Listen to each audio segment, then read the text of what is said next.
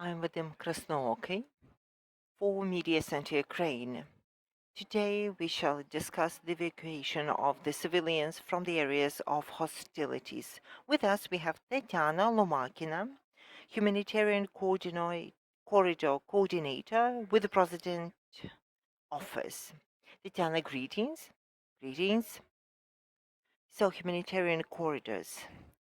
They have been in place but are operational no longer.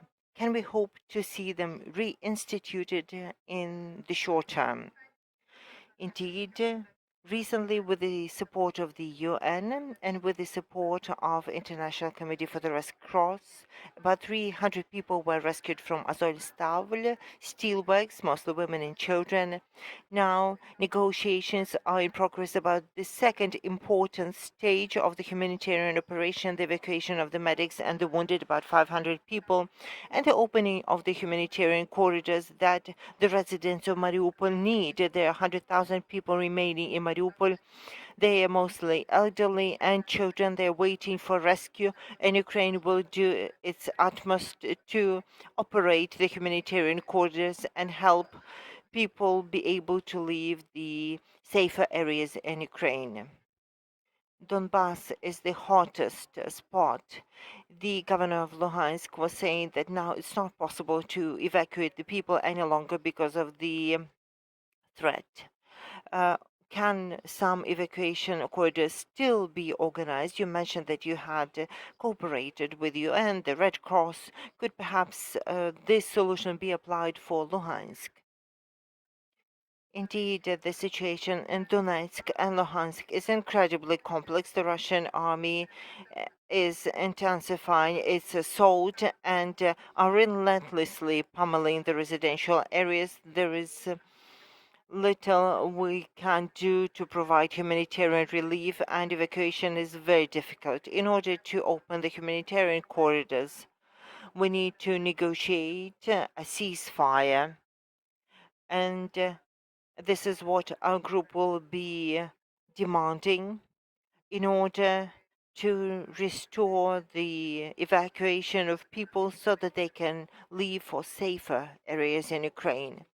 Let us discuss other regions now. Let us talk about Donbass, Donetsk, and Mariupol and other settlements. Are there any differences on the ground there? I would say that my answer is yes. It is all hinging on the line of contact, moving and humanitarian corridor can be put in motion once a route is defined.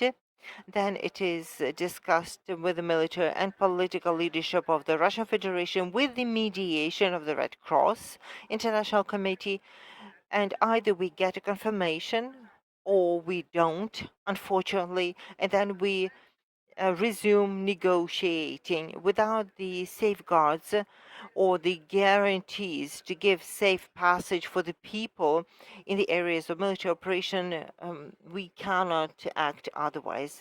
Is the situation in Kherson region similar? As the governor of Kherson stated, there are people wanting to leave Kherson for Ukraine, but mostly people are leaving by their own cars. So seemingly no agreement can be reached with the Russians via mediators or otherwise. Would you comment on this? It is Ukraine that is interested in operating the humanitarian corridors. We want to give a chance to our people to reach safety. Meanwhile, Russians don't have an interest in pursuing this goal, so they do everything to obstruct the passage of the humanitarian corridor, which is a blatant violation of the international humanitarian law, which we are evidencing, and we are raising the question at the United Nations organization as it constitutes the violations of the customs and laws of war. And it is for the international organizations to intervene as well.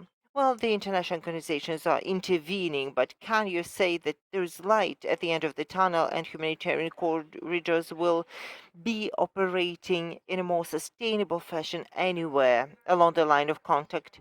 We are hopeful. It's very difficult to predict the outcome of the negotiations before we start the negotiations. We take your answer. Tetiana, thank you. Let us discuss the following. Mariupol has seen the evacuation of dozen thousand people who've been taken to safety, but they need a roof over their head. They need psychological assistance, medical assistance to rehabilitation, adaptation. Is there any targeted program that would cater to their needs?